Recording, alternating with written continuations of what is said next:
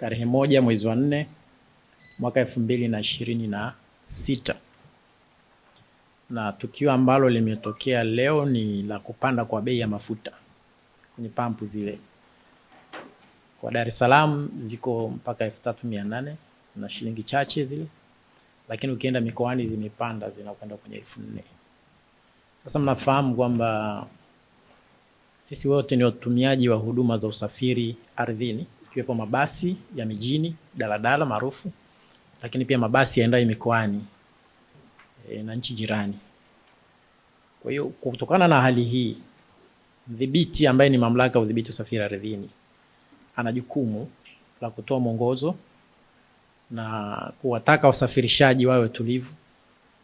Sisi tumeliona, tunafahamu vita vinavyoendelea kati ya Marekani pamoja na Iran na Israeli ndio sababu kubwa iliyosababisha bei za mafuta kupaa, na haijawahi kutokea katika historia yetu sisi katika udhibiti wa nauli kupanda bei ya mafuta kwa kiasi hiki kikubwa.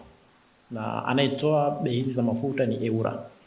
Kwa hiyo inakwenda inaathiri utoaji wa huduma za usafiri mijini, mikoani, lakini hata wasafirishaji wa mizigo, magari ya kukodi.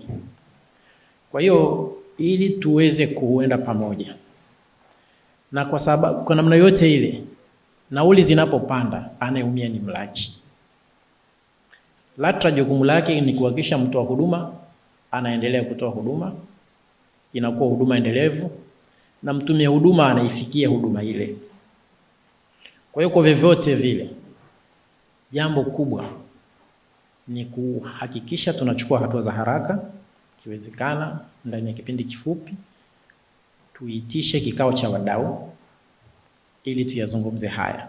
Kwa hiyo nimewaiteni kutangazia umma wa Tanzania kwamba LATRA kama mdhibiti wa usafiri ardhini imeona kupanda kwa bei ghafla, japo ilitarajiwa, lakini kiwango kilichopanda ni kikubwa kiasi kwamba kuna watu wameanza kupandisha nauli bila kuzingatia taratibu.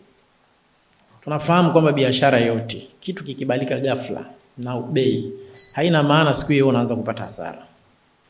Kwa hiyo kwa maana hii tunaitisha kikao cha wadau kitakachofanyika siku ya tarehe 8. Leo tarehe 1 ukiongeza 7, siku kama ya leo ni juma ngapi? Leo ni Jumatano.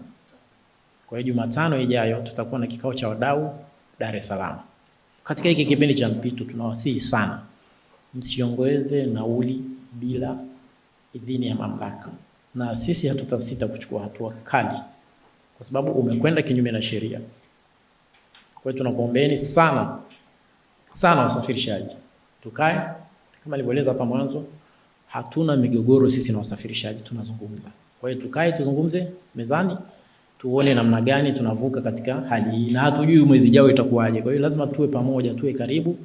Hili ni janga la dunia sasa hivi.